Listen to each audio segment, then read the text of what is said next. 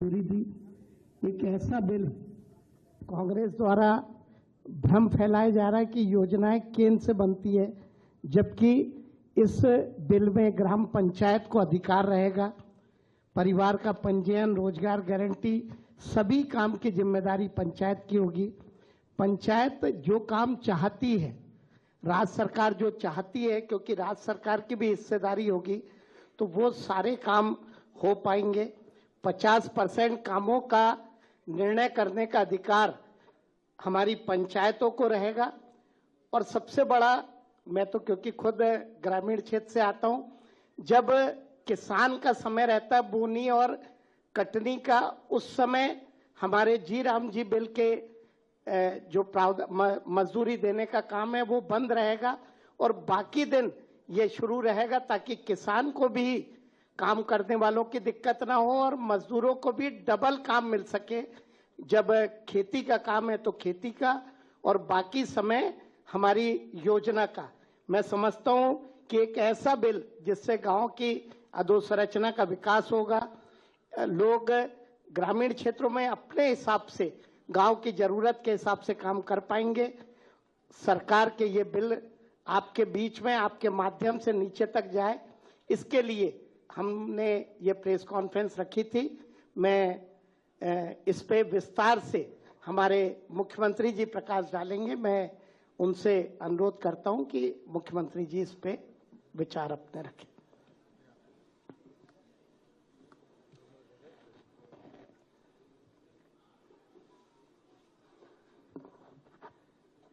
मध्य प्रदेश सरकार, भारत सरकार द्वारा जी राम जी जो वर्तमान में हमारे सबके लिए ग्रामीण क्षेत्र में काम करने के लिए ज़्यादा अनुकूलता के साथ, ज़्यादा धनराशि के साथ सभी प्रकार के चीज़ों को जोड़ करके ये जो नया बिल आया है, जिसके माध्यम से मध्य प्रदेश के लिए एक सौभाग्य रहेगा, क्योंकि सबसे बड़ा भौगोलिक एरिया में से दूसरे नंबर का राज्य हमारा है। और ऐसे में जब हमारे अपने ग्रामीण क्षेत्र के सभी प्रकार के विकास परक कामों के लिए, रोजगार आधारित कामों के लिए जयराम जी के आधार पर बड़ी धनराशि माननीय प्रधानमंत्री जी के माध्यम से देश को दी गई है। मैं माननीय प्रधानमंत्री श्रीमान नरेंद्र मोदी जी का, माननीय कृषि मंत्री श्रीमान शिवराज सिंह जी का आभार भी मानता हूं कि ये सच में समयपूर्ण है और हमारे लिए सौभाग्य की बात है कि मध्य प्रदेश में हमारे माननीय अध्यक्ष हेमंत जी ने अपनी बात रखी। माननीय हमारे पंचायत ग्रामीण विकास मंत्री श्रीमान प्रहलाद पटेल जी यहाँ मौजूद है, खेल मंत्री माननीय विश्वास सारंग जी, कृषि मंत्री अदल सिंह कंसाना जी, श्रीमान लखन पटेल जी, हमारे बीच में जयपाल चावड़ा जी, यहाँ का आशीष जी, और हम सब मिलकर के आज के इस अवसर पर खास करके केंद्र सरकार ने अधिसूचना जारी कर राज्य सरकार को 6 महीने के भीतर विधेयक के संगत एक स्कीम अधिसूचित करने के संबंध में जो अपेक्षा की है, हम उस पर काम भी करेंगे और उसको क्रियान्वित भी करेंगे। जिस प्रकार का मुझे बताया गया है कि मनरेगा के माध्यम से 100 दिवस के रोजगार की गारंटी थी और इसको बढ़ाकर 125 दिवस किया गया है, तो ये निश्चित रूप से उससे आगे बढ़ के करने वाला कदम है। इसी प्रकार से अधोसंरचना के लिए भी, जिस प्रकार से स्थायी कामों के लिए इसमें आजीविका सृजित होगी, कौशल और उद्यमिता में काम होगा। अब हम सब जानते हैं कि हमारे यहाँ कौशल की बात कर रहे हैं, उद्यमिता की बात कर रहे हैं, तो उसमें भी बड़ी संभावना है। मनरेगा में वर्ष में कभी भी मजदूरी प्राप्त कर सकते हैं और खास करके व्यस्तम समय से लेकर विशेष रूप से बुआई और कटाई के समय में भी कृषि श्रमिकों को काम की उपलब्धता को सुनिश्चित किया जाएगा।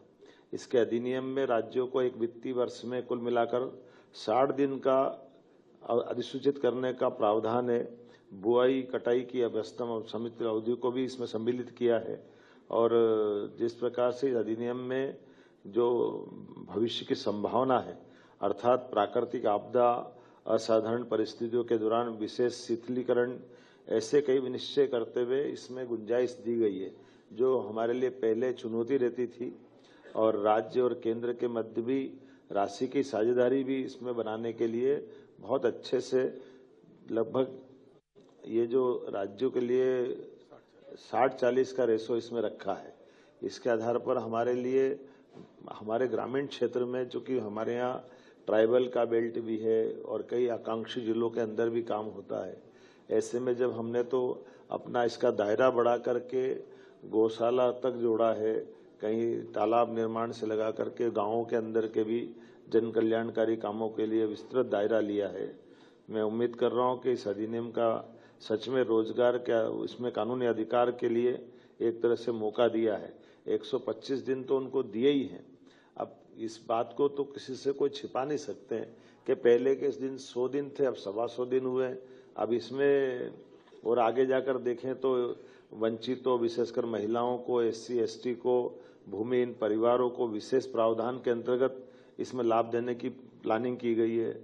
इसमें अकुशल मजदूरी के लिए दर निर्धारण की भी अच्छी पद्धति लगाई है, जिसमें कहा गया कि अकुशल शारीरिक कार्यों की मजदूरी दरें केंद्र सरकार तय करेगी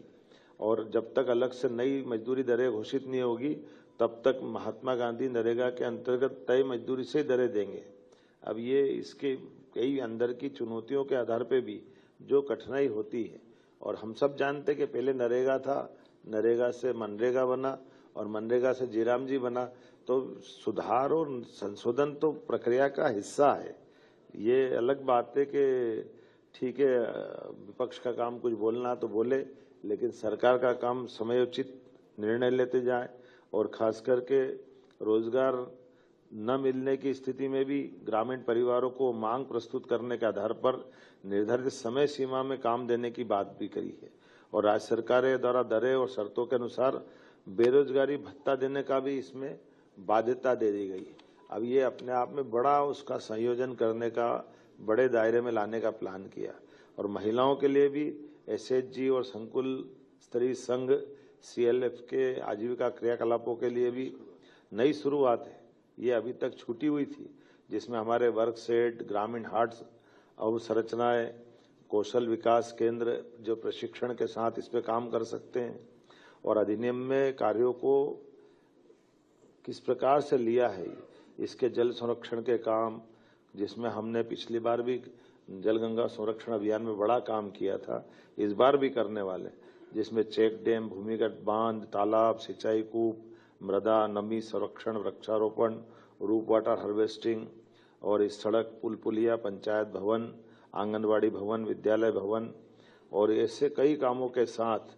मैं तो इसको इस तरह से मानूंगा कि अभी हमारी सरकार ने तो ये वर्ष ही किसान कल्याण वर्ष घोषित कर दिया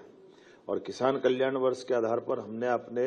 लगभग 15 विभागों के लिए उनकी मजदूरी का भी इसमें साप्ताहिक आधार पर ही 15 दिनों के अंदर मजदूरी देने का निर्णय भी किया हुआ है। अब ये हमारे जो 15 विभाग हैं उसके आधार पर एग्रीकल्चर ग्रोथ रेट से, चूंकि हमारी आने वाले समय में कृषि विकास दर में बड़ी संभावना है कि हम अब रोजगार पे जाएं, एग्रीकल्चर फूड इंडस्ट्रियों पे, फूड प्रोसेसिंग इकाइयों पे, दूध उत्पादन पे, मछली उत्पादन पर, कुक्कुट पालन पर, हर एक जगह से जहां किसानों की आय बढ़ सकती है वहां सब जयराम जी का भी लाभ हम उठाना चाहेंगे। इसकी समेकित योजना के लिए कार्य योजना हम बनाने जा रहे हैं, जिसके आधार पर हमारा एग्रीकल्चर ग्रोथ रेट के साथ साथ इंडस्ट्री वाला भी MSME से लगा करके लघु कुटीर उद्योग में भी हम इसको कैसे जोड़ सकते हैं और कई प्रयोग हुए भी है, बहुत अच्छे प्रयोग हुए जिसके आधार पर लाभ भी मिलेगा। हमारा जब सिंचाई का रकबा भी लगातार बढ़ रहा नदी जोड़ो अभियान के माध्यम से, एक तरह से ये दूध उत्पादन से भी हम जब 9% से 20% का टारगेट ले रहे हैं तो हमारे लिए आज ये बड़ी उपलब्धि रहेगी कि हम गोपालन को, दूध उत्पादन को और इन्हीं के साथ और राज्य के अंदर जैसा जैसा जो हो सकता है उस सब दिशा में आगे बढ़ेंगे। मैं मान के चलता हूं कि वाकई ये माननीय प्रधानमंत्री जी जो दूरंदाजी निर्णय के लिए जाने जाते हैं, कई सारे सुधार हमारे सामने अपनी आंखों को देखते देखते अब विश्व के कई देश हमारे देश की तरफ देख रहे हैं। जैसे कोविड के समय लगाए गए टीके का ऐप बना करके जो उसका रिकॉर्ड रखने का प्रयोग किया था कि निर्धारित समय में लाखों करोड़ों लोगों का भी जिस समय जिसको टीका लगना तभी लगने के लिए ये जो पद्धति बनाई है, मैं मान के चलता हूं कि सब चीजों को जोड़ करके जयराम जी में काफी गुंजाइश दी है और जनता भी सब जानती है। इसका लाभ निश्चित रूप से हमारा राज्य उठाएगा। आपके कुछ अगर प्रश्न हो तो राकेश जी बोल दे।